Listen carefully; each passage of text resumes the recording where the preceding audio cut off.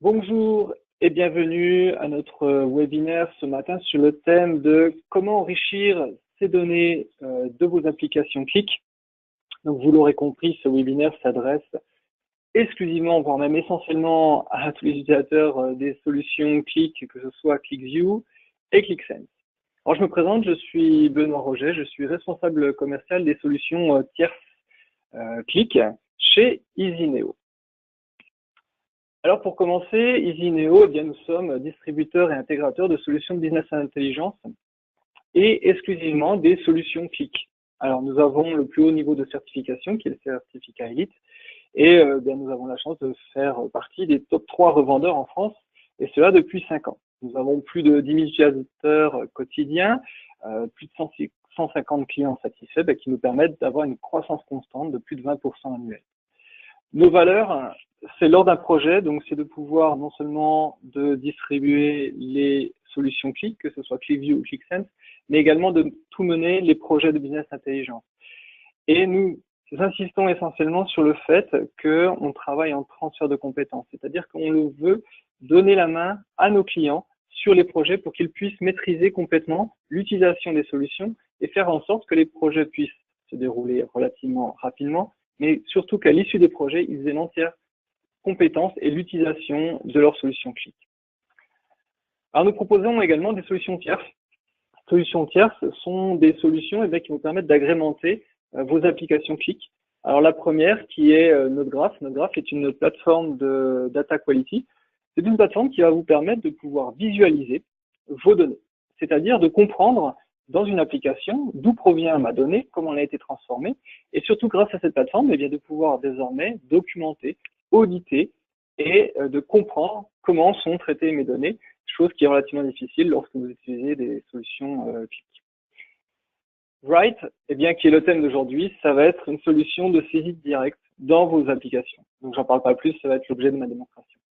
Et prochainement, je vous présenterai également une autre solution qui s'appelle SQL Spread, qui, elle, à partir d'un fichier Excel, va pouvoir modifier des applications Qlik, tout cela depuis un serveur SQL. Alors, on va partir d'une problématique. Aujourd'hui, soit vous êtes utilisateur Qlik, soit vous développez des applications Qlik, et donc vous mettez à disposition de vos utilisateurs des tableaux de bord, du reporting, des KPI, toutes sortes d'éléments qui leur permettent de faire des analyses, de pouvoir également leur donner la possibilité de modifier ces axes d'analyse. Mais aujourd'hui, il n'y a aucune interaction. C'est-à-dire que lorsque vous allez faire une analyse, vous allez pouvoir modifier vos valeurs dans tous les sens, sauf que vous ne pouvez pas les agrémenter. Vous ne pouvez pas, par exemple, saisir de commentaires. Vous ne pouvez pas les enrichir en rajoutant une date ou en rajoutant une valeur supplémentaire. Même encore plus loin, quand vous voulez faire de la saisie budgétaire, malheureusement, vous ne pouvez pas le faire depuis vos applications Qlik. Et ce que vous faites, c'est que vous avez plein de fichiers Excel qui sont saisis par diverses personnes et qui après, induisent des problèmes de sécurité, des problèmes d'intégration, des problèmes de gouvernance également, et qui malheureusement, il y a un temps d'intégration qui va être relativement difficile à gérer. Donc c'est pour ça qu'aujourd'hui, je vous présente Write, qui va permettre de régler tous ces problèmes. Alors Write, c'est une solution qui est éditée par un éditeur allemand qui s'appelle Inform et qui est scindé en deux produits. Le premier qui s'appelle Edit et le second qui s'appelle Plan. Write Edit, c'est un outil de saisie directe. Vous allez voir que vous allez pouvoir désormais saisir des données directement dans l'interface Qlik, que ce soit vos applications QlikView ou QlikSense. Vous allez voir lors de leur démo également que désormais vous pouvez saisir différents types de champs, que ce soit du texte, que ce soit des listes de valeurs, que ce soit des checkbox, et en plus, que cela reste toujours utilisable en mobilité. Aujourd'hui, vous avez déjà la possibilité de donner à vos utilisateurs de consulter Qlik depuis une tablette. Imaginons des commerciaux qui sont, eux, itinérants. Vous voulez agrémenter un outil de CRM en rajoutant des valeurs supplémentaires, désormais, grâce à Qlik, c'est quelque chose que vous pourriez faire parfaitement.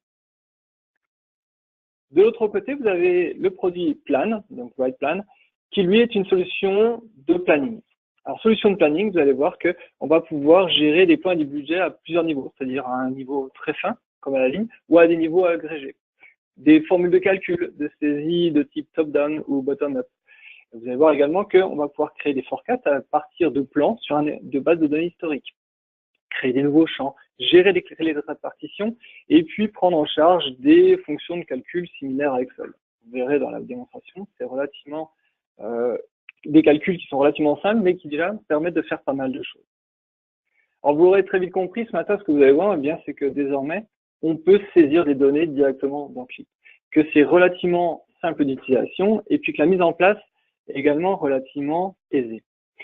Forcément, c'est disponible pour QlikView ou QlikSense, et en plus, Write a une intégration native, c'est-à-dire que vous le verrez dans le principe de fonctionnement, on va directement passer par les API de Qlik pour pouvoir recharger les données, pour pouvoir intégrer ces nouvelles données. Très important, la gestion d'authentification. Alors déjà, les utilisateurs vont être reconnus, par exemple, via l'Active Directory, mais c'est surtout au niveau des sécurités. Lorsqu'on va faire de la saisie de données, toutes les données vont être historisées. Vous allez pouvoir superviser ces nouvelles applications de saisie et voir qui a fait la modification, quand elle a été faite et comment on va pouvoir justement sécuriser ces saisies de données et puis, bien sûr, revenir à un état si jamais il y a eu des erreurs. Et forcément, maintenant, plus besoin d'outils tiers requis. Fini les tableaux Excel que vous mettiez à disposition pour la saisie et qu'il fallait réintégrer dans vos applications Qlik. Je vais passer donc directement à la démonstration pour vous montrer comment marche le produit Write. Alors, pour cela, je me suis connecté à mon environnement QlikSense dans lequel j'ai plusieurs applications et on va commencer par la première. Donc, c'est l'application, comme vous avez l'habitude d'utiliser. Je vais aller chercher ma première feuille. Et comme je vous disais, c'est des applications dont vous avez l'habitude d'utiliser. C'est-à-dire que j'ai toujours la possibilité de faire, par exemple, un filtre par pays, d'aller sélectionner mes premiers vendeurs. Et puis, vous voyez que ici, j'ai une table dans laquelle je vais pouvoir appliquer mes filtres. Aujourd'hui, le problème, en fait, il est là. C'est que vous voyez que donc je retrouve mes clients, j'ai des commentaires qui ont été qui existent, sauf que j'ai aucune possibilité d'interaction. Hormis là, je suis allé un peu vite, mais j'aurais une possibilité de filtrer, mais je ne peux pas rajouter ou modifier ces commentaires. Et bien désormais, vous avez un nouvel objet, un objet Write que nous on a appelé tableau de saisie, et cette fois-ci dans lequel, on va pouvoir faire des modifications. C'est-à-dire que là, par exemple, pour mon client, je vais, par exemple, rajouter un commentaire qui s'appelle vue en codir, revoir l'acheteur, finalement, l'acheteur a été vu, on va dire fin de contrat, par exemple, c'est vraiment très aléatoire, ces exemples. Mais c'est pour montrer que, vous voyez, je fais des modifications, je vais sauver mes modifications, et là, qu'est-ce qui va se passer? Eh bien, automatiquement, vous voyez que mes commentaires sont arrivés dans mon application QlikView ou QlikSense. Alors que s'est-il passé? On va faire juste une petite aparté technique pour vous expliquer le principe. Lorsque vous installez Write, Write va créer des tables spécifiques à la saisie. C'est-à-dire que dans la base de données, alors Write est déjà multi-base de données, c'est-à-dire qu'il permet de créer des tables soit dans SQL, soit dans SAP, Oracle, ou même de créer des tables dans un fichier Excel. Et ce sont des tables qui sont spécifiques à Write. Donc, on a créé cette table, il a envoyé les données dans cette table. En même moment qu'il a envoyé les données, il a demandé à Qlik de faire un rechargement et automatiquement, donc vous avez vu que ma table de contrôle des commentaires, j'ai ma modification qui est apparue. Donc, vous voyez que j'ai d'un côté pu saisir des nouvelles valeurs et que Qlik automatiquement me les a remontées. Et toujours de la même façon, on profite dans Qlik de l'associativité et des filtres. C'est-à-dire que, vous voyez là, je vais supprimer mon filtre sur mes clients, je vais même supprimer mon filtre sur mes pays. Et là, vous voyez que je peux, dans mon tableau de saisie, pouvoir revenir à un filtre. Donc, quand je veux travailler à un niveau très fin, qui peut être, par exemple, un client bien particulier, vous voyez que là, automatiquement, mon objet Write a pris également les filtres et l'associativité des données de Qlik. Autre exemple, cette fois-ci, je vais aller sur un autre tableau. Et là, je vais vous montrer tout ce qu'il est possible d'éditer, donc avec Write Edit. Alors là, ici, on est dans un tableau relativement simple, et c'est surtout pour vous montrer le principe. Tout ce qui va être en vert sont des données que l'on ne peut pas modifier. Par contre, tout ce qui est en orange, c'est des données que je vais pouvoir modifier et que je vais pouvoir ajouter. Donc, je donne la possibilité maintenant à mes utilisateurs de pouvoir agrémenter ces différentes données. Alors, via des listes déroulantes. Donc là, vous voyez que j'ai plusieurs possibilités de listes.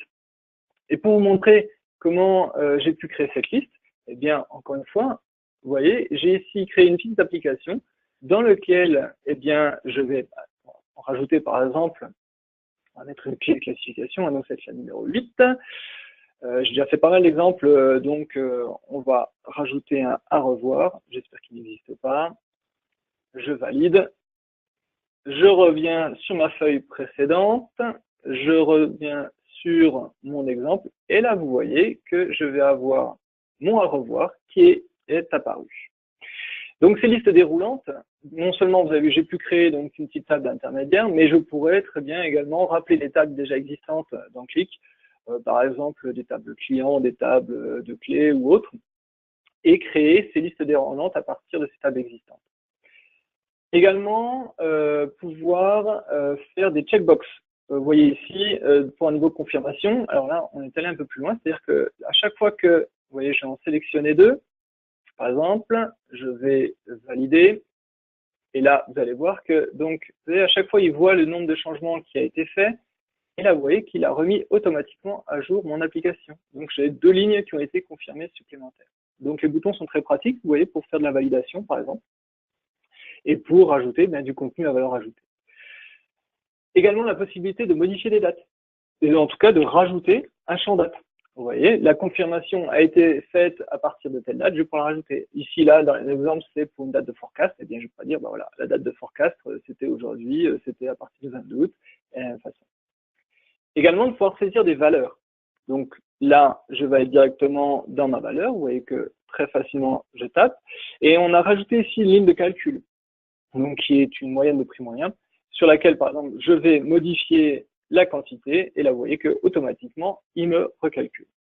Donc voilà toutes les différentes possibilités qu'il est possible de faire désormais avec WriteEdit, c'est-à-dire donc de rajouter des listes de valeurs, de pouvoir saisir du texte, sélectionner, donc faire des checkbox, également rajouter les dates, modifier et rajouter les calculs de valeurs, et tout ça reste dans mon objet Write. Concernant la sécurité, eh bien, toutes les modifications que je fais, c'est-à-dire un changement de date, un calcul, reste, tant que je n'ai pas validé, reste dans mon objet. Donc, il ne se passe rien. Finalement, ça reste dans mon ordinateur et ça ne va pas être validé ailleurs. Une fois que j'ai validé, c'est à ce moment-là qu'il va envoyer donc les données dans les tables qui sont spécifiques à Write et en plus demander un reload de l'application pour pouvoir réactualiser les données. Voilà le principe. Également, on va récupérer les sécurités des objets. Donc, on va hériter des sécurités des objets de ClickSense ou ClickView. Et si l'utilisateur n'a pas le droit de voir tel ou tel tableau, eh bien, évidemment, on ne fera pas apparaître les données. Et de la même façon, il ne pourra pas saisir s'il n'a pas d'accès. Autre exemple, cette fois-ci, là, c'était la partie Edit. Maintenant, je vais vous présenter WritePlan, donc, qui va vous permettre donc de faire la planification et du forecast et du budget. Même exemple, on est toujours dans un univers Qlik, dans lequel vous retrouvez donc plusieurs indicateurs avec la possibilité toujours de filtrer par mois ou par région.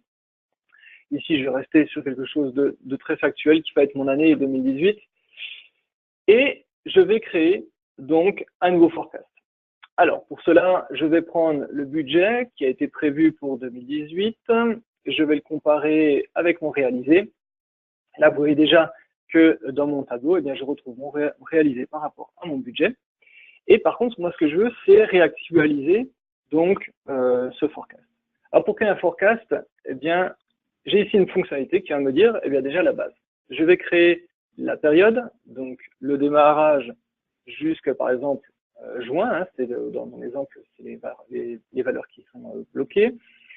Je lui dis que ça va concerner réalisé l'année 2018. Et cette fois-ci, maintenant, le budget pour le mois de juillet jusqu'au mois de décembre, ça va être du budget toujours sur l'année 2018. Et puis là, j'ai même la possibilité de rajouter un facteur. Donc là, pour exemple, je vais dire que je vais mettre un facteur de 20%. Comme ça, on aura des chiffres un peu différents. Je vais renommer mon nouveau forecast que je vais appeler 07 2018.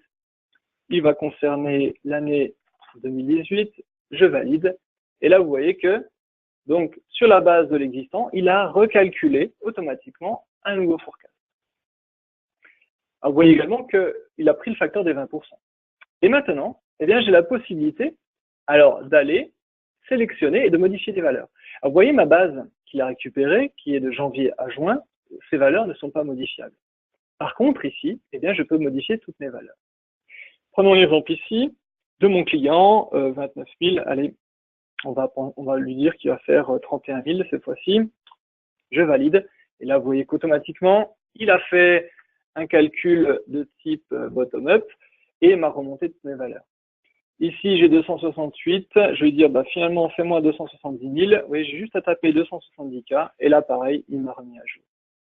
Mais de la même façon, je vais te faire aussi du top-down. C'est-à-dire que sur toute ma dimension, là, donc toute ma zone, je veux dire, bah, par exemple, pour le mois de septembre, je veux que tu me fasses quand même 6 millions. Alors, je vais lui taper 6 millions. Et là, vous voyez que cette fois-ci, eh ben là, j'ai fait un top-down, où là, il m'a pris mes 6 millions, il m'a reventilé, réparti tous mes montants sur toutes mes lignes. Exactement de la même façon aussi, je pourrais lui dire, bon, maintenant, on va travailler sur la somme, hein, où là, on va passer de 68, allez, on va dire, on va travailler à 75 millions. Là, vous voyez qu'il recalcule exactement de la même façon. Il a reventilé tous ses montants sur les différents facteurs. Possibilité aussi de gérer des clés de répartition. Alors ici, on va dire, par exemple, on va mettre un facteur de 1. On va ici lui mettre un facteur de 2. On va mettre un facteur de 1. Celui-là, on va laisser à 0. Et celui-là, on va le mettre à 3. Et vous voyez que ici, donc là, on va lui dire, bon, bah, on va remettre un chiffre de 2 millions. Et là, automatiquement, il a refait le calcul pour ma répartition en fonction de mes facteurs de clés que j'avais indiqués. Donc vous voyez que déjà j'ai plusieurs possibilités, donc soit de travailler au niveau de la ligne pour modifier des valeurs, soit au niveau un niveau plus haut et de travailler directement avec une somme. Là, il m'a recalculé en fonction, j'ai dit non mais de toute façon, moi je veux toujours mes 80 millions, je valide mes 80 millions et dans ce cas-là, il m'a refait mon calcul. N'oubliez pas aussi que je vous ai dit tout à l'heure qu'on travaillait toujours aussi au niveau le plus fin. Alors là, ce que je vais déjà faire, c'est que je vais déjà valider mes données. Donc là, vous avez vu que tout ce que j'ai fait comme calcul sont restés au niveau de mon objet plan. Et c'est seulement au moment où j'ai validé que là, il m'a validé non seulement mes changements, donc mes modifications, et il a demandé un reload de l'application. Et vous voyez que désormais, eh bien maintenant ici, je retrouve mon forecast pour juillet 2018 avec mes nouvelles valeurs qui apparaissent ici et que je peux toujours comparer par rapport, cette fois-ci, à mon budget 2018. J'ai enlevé 2-3 données pour que ça soit un peu plus visible. Ah oui, par contre, ce qui s'est passé ici, c'est qu'au moment du rechargement, eh bien, j'ai la possibilité de modifier certaines valeurs. Alors, vous allez me dire, en termes de sécurité, modifier l'existant, c'est pas terrible. Et ben, je suis d'accord avec vous. Dans ce cas-là, eh bien, on a rajouté une table qui va nous permettre, eh bien, de verrouiller certaines cellules. Et donc là, par exemple, je vais dire que tout ce qui est avant juin 2018, eh bien, je n'ai pas le droit de le modifier. Et très rapidement, j'ai créé donc mes deux valeurs. Je reviens sur ma feuille juste avant. Et là, vous voyez que maintenant, je ne peux plus modifier tout ce qui est avant juin. Par contre, tout ce qui est après juin, eh bien, j'ai la possibilité de le modifier. J'en reviens encore au principe d'associativité et des filtres. Si je veux travailler sur un représentant, ben, vous voyez que je ne suis pas obligé de travailler sur l'ensemble de mon tableau, et que je peux rester vraiment au niveau du représentant et vraiment travailler et modifier ces données seulement à ce niveau-là. Je fais mes modifications, je les valide et automatiquement, il va refaire un reload de l'application et me recharger mes données et appliquer donc ces nouvelles valeurs. Alors voilà pour la présentation de Write. Donc vous aurez vu que il est possible donc non seulement de pouvoir désormais enrichir les données en saisissant des commentaires, en rajoutant de nouvelles valeurs, et également de faire de la planification et du forecast en appliquant certaines formules de calcul qui sont relativement efficaces et qui vous permettent déjà à un premier moment eh bien, de pouvoir modifier certaines données.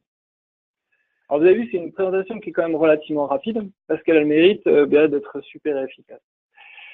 Parlons un peu tarifs, si cela vous intéresse. Eh bien, donc vous avez vu, il y a deux produits. Il y a le produit Edit d'un côté et le produit Plan. Si vous choisissez le produit Edit, eh bien, vous allez pouvoir donc créer des objets dans lesquels vous allez pouvoir éditer, rajouter des commentaires, rajouter des calendriers de nouvelles valeurs. Et donc, c'est une licence que vous achetez, une licence perpétuelle qui vaut 4 900 € hors taxe. Et si vous prenez la version Plan, eh bien, cette fois-ci, vous avez toutes les fonctionnalités d'Edit, plus les fonctionnalités que je vous ai présentées en deuxième temps, qui sont la planification avec du planning détaillé multiniveau, les calculs de type top-down ou bottom-up, la ventilation, la répartition. Et cette licence donc, coûte 9 900 € hors taxe. Et à cela, bien après, vous allez rajouter des utilisateurs en fonction du nombre de personnes qui vont vouloir saisir dans votre application. Et bien sûr, une maintenance annuelle de 21%. Alors moi, j'ai quasiment fini avec ma présentation. J'en profite déjà pour vous remercier d'avoir suivi. Si vous avez des questions, eh bien, je vous en prie, vous pouvez utiliser donc l'outil de chat qui est à votre disposition pour nous poser des questions. Et en attendant que vous saisissiez vos questions, eh bien, j'en profite pour introduire notre prochain webinaire qui aura lieu le 15 novembre à 11h. Et le thème, c'est compléter vos données pour vos applications Qlik via Excel, mais tout en gardant des éléments de sécurité. Je vais vous présenter un produit, en fait, qui va, à partir d'une feuille Excel, eh bien, mettre à jour directement une application Qlik et faire du budget. C'est-à-dire que vous travaillez dans une feuille Excel dans laquelle vous avez un modèle qui va aller récupérer des données, vous modifiez ces données qui vont être modifiées directement dans votre base SQL et après automatiquement relues par l'application Qlik.